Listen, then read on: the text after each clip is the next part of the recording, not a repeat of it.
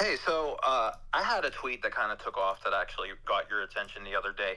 Basically, where I had said the reason I remain Protestant is church history and why I don't become Catholic. Mm-hmm. And we had this back and forth where I told you I actually agree with a lot of Orthodox things, but there's some stuff that prevents me from actually becoming Orthodox. And then you asked, well, what is it? So I came on here just to bring those things up and see if you Okay. can help me out a little bit, because I'd love to be convinced. Sure. Quick back, so I'm a Presbyterian pastor. I was an inquirer in 2020 during COVID. It was an OCA church. I ended up not joining for a couple reasons, but actually some of those reasons that I had back then, I actually agree with now, but I'm just still not all the way there. And I'm getting to the point where I'm going to have to start teaching Orthodox things to Presbyterians from the pulpit because I believe them so much, but there's still some things that hold me back. So I'm gonna lay out my biggest thing, and I want you to take over from there if that's okay. Sure. What's the first one? Okay, so my big thing that I studied during my Master's of Divinity, and pretty much every single graduate paper I wrote on had to interlink Hebrews 8 and 9 with Leviticus 16. Basically, how Jesus fulfills the great high priesthood, and his atonement is the perfect atonement as compared to the atonement, sacrifice, and everything from Leviticus 16. Okay, so that's kind of where I'm coming from. And I came to the conclusion in reading Leviticus 16 that it seems like the Roman Catholic, and not as much, but still the Orthodox Church, have a conflation of terms when it comes to sacrifice and atonement, to where I just believe it's been bad exegesis, and Council of Trent has dogmatized and made it anathema that you have to believe that the Mass is a sacrifice. In particular, they use these words that I can't get along with. They call it the altar of the cross. Are you aware of this, the altar of the cross? Mm-hmm. Okay, so the thing is altars in the Old Testament and in the New Testament are not where atonement is made. So if in the Mass you're going in this transcendental, timeless place and you're revisiting the sacrifice, okay, cool. You're not getting any effects from the sacrifice because the sacrifice has nothing to it. It's just one step in the process of atonement. In Leviticus 16, if you want to look at the Orthodox Study Bible, or if you want to look at the NKJV, there's a step-by-step process that the great high priest has to go through. The atonement is not done until every step is finished. Okay, well, first of all, I'm not sure why you think that we have to agree to Trent's definition. Why are you asking me about Trent? Well, because we're going to get to the liturgy of the Orthodox Church, where I believe how you treat the Eucharist, okay, and where all of this kind of falls apart. But this has to lead up to it, or it's not going to work. Okay. So first steps are the priest has to wash himself. He has to put on new garments. Okay. Step number 2, they kill the animal outside of the tent. This is important. So animal is killed and the blood is shed outside of the tent. Step 3, they're going to take that animal once it's killed, and they're going to carry it to an altar still outside of the Holy of Holies. So it's closer inside of the tabernacle. So, bro, I mean, I'm not trying to be rude, but like I'm aware of the process of how the Jewish liturgy happens. But what's the point of this? Okay, atonement is not done until blood is sprinkled on the hilasterion, on the mercy seat. Okay, so Jesus' atonement is not finished on the cross. Jesus has just done his sacrifice on the cross. The atonement, from what I'm getting in my reading and my exegesis, yeah, he has to ascend into heaven, right? Exactly, correct. Yeah, I believe that. So what's the problem? You do believe that? Okay, this is great. This is awesome. This is going to help me out then. So it seems to me that the Roman Catholic Church skips this step, and they're saying that it's the cross where it's the altar, it's the hilasterion, it's everything that all happens at the cross. Even the penal substitutionary atonement for the Protestant, it all happens on the cross. The atonement happens on the cross, but I don't think that's the case. It happens in the Ascension. So you're saying the Eastern Orthodox teach this?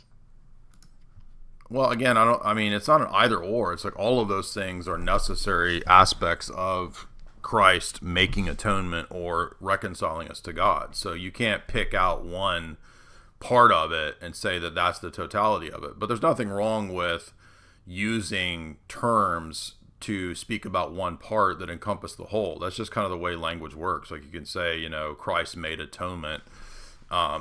even if you're only speaking about one aspect of it. We wouldn't conclude that because one aspect of it is just one aspect of it, you can't make the general term about that one aspect. Does that make sense? I get that. So you're saying you can refer to the cross as the thing that atones, even though in reality it was just a step in the process. Yeah. Okay, cool. I get that. I mean, I can jive with that as long as that's something just everybody like gets. I'm trying to think of other examples where you might speak this way, like the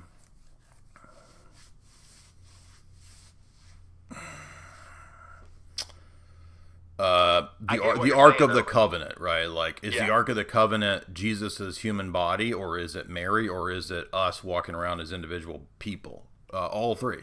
Yeah. So if I call Mary the Ark, that doesn't exclude the other senses of it. Got you. That's just the first thing that pops in my head as an example. Okay, so what you're going to say then is if, in the liturgy, if you call it an altar of sacrifice, it's technically okay because when you're referencing this thing, you're talking about the totality from beginning to end, not just. Yeah. Okay, well that kind of changes everything there, Jay. I mean, okay. I've not heard this objection, so but that's just my initial response. It's something that came up to me, in my graduate work that I hadn't heard either, and so I think I'm just some retard who's thinking of something, But when I look things up, there's only been one other guy who's written stuff on it, so it's like I'm probably the one that's wrong. But when I'm looking these things up, it's I can't get around it. One thing I would say about a lot of Protestant objections is that most of the time they hinge on false dialectics or either ors. So it's sort of like, oh, well, do you believe in grace? Because it sounds like you believe in works. Do you believe in Bible, or do you believe in tradition? It sounds like you believe in tradition. Like, it's sort of like a lot of either ors, and they're usually false constructed either ors that are based around misunderstandings of language or word concept fallacies.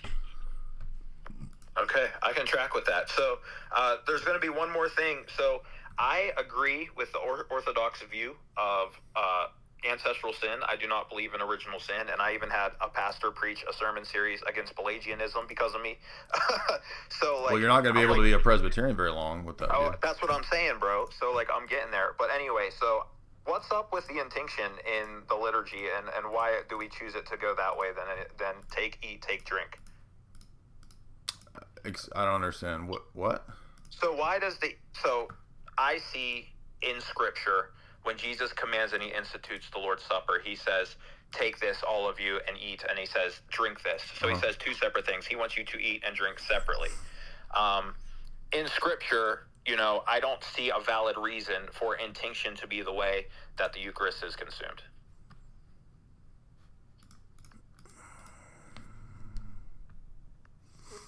And then if you're looking anything up right now, I just want to say, no, I'm just, again, it's not I've not heard this objection. I mean, I think that there's a lot of things about what's happening in the upper room, right? Because it's still a Passover meal, right? Yes. So what's happening in the upper room is a transition from the Passover meal to what Jesus is instituting. So there's aspects of that meal that are not necessarily going to carry over into the tradition of the church. I mean, that would be my first inclination. It's like, it's not the case that everything that happens in the Gospels or even the book of Acts is necessarily perpetually, eternally the case for the history of the church. That's why Jesus didn't establish a specific ritual for the apostles. He let the apostles craft a liturgical tradition for the apostolic seeds that they set up. So there's probably something that happened within church history that caused the church to do this that I'm not aware of. And you would have you could ask a liturgical historian that. I don't know. I'm seeing a similar problem, just speaking out loud with myself, is where I'm being hyper autistic about the steps given in Scripture, and I get it, my Protestant background, but it's like, if it's not detailed in this order, in this way, it can't be right. But there's something I'm rewiring. Yeah, there's not in the New Testament a written instruction of a liturgy. And, I keep making this argument that that's on purpose because Jesus wants us to trust the apostolic tradition. And that's precisely why he didn't put a divine liturgy within the Bible. In divine providence, Jesus could have ordered it to where, Paul has an extra epistle that is the worship service, and then everybody would have had easy answers to to their worship service procedure questions, right? But there isn't one. Why? Well, there's some necessary reliance on tradition, and that's just one example. It's not the only example. I mean, the canon itself is another one of those examples. But if there's not a liturgical pattern of worship explicitly, a worship service in the Bible, the only other thing we could go to is tradition. So, yeah, it was funny to me because one of the main arguments I would make, and I'll stop taking up time because I waited a long time. I'm sure other people are too. But let me add one last point. Is just that I don't think any church explicitly does every single ritual or operation identical to the New Testament. I know a lot of groups like Messianic Jews or people like a lot of people want to try to do that, or restorationist, reformist movements, but I don't think anybody actually does it because there's so many things in the written text itself that we don't know, and there's aspects that were occurring at the time of the upper room and then into the book of Acts that were in that transition period, which are literally kind of impossible. Like Paul still in the book of Acts, they're still going to the temple to pray, right? Yeah. And like we can't do that. There's no temple. So should we build temples because the book of Acts has a that's the logic of like evangelical. I'm not saying you have this view, but like evangelical premillennialists have this logic of like, well, we got to do everything that is happening in the book of Acts, and there's a temple, and Paul and the believers are still praying in the temple, so we should support the Jews to have a third temple. I mean, that's ridiculous reasoning because you're not understanding that the closing of that whole redemptive historical period is the destruction of the temple. 70 AD is a big part of this, right? So when the temple's removed, there's no more need for Jewish temple. The Orthodox Church is the Jewish temple, the true spiritual Jewish temple, right? Yes, correct. Yeah, you said it exactly. It's right to call me out on that too, because I am that way. I don't want to intinct, because in John 13:21 through 26, the only one who intincts is Judas. In the King James, they say the one I give the sop. That's somion in Greek. It's like a piece of bread dipped in the common dish. So I'm like, Judas is the one that has but again, remember, we're not having a Passover meal. Like, it's not literally, like we're not literally redoing Jewish Passover. We're doing the new Passover, right? Correct. So not every aspect of Jesus's upper room Passover meal is going to necessarily transition into what we do. Volpe says his argument is the Orthodox do intinction because in the early church there were false converts that were stealing the Eucharist to do rituals.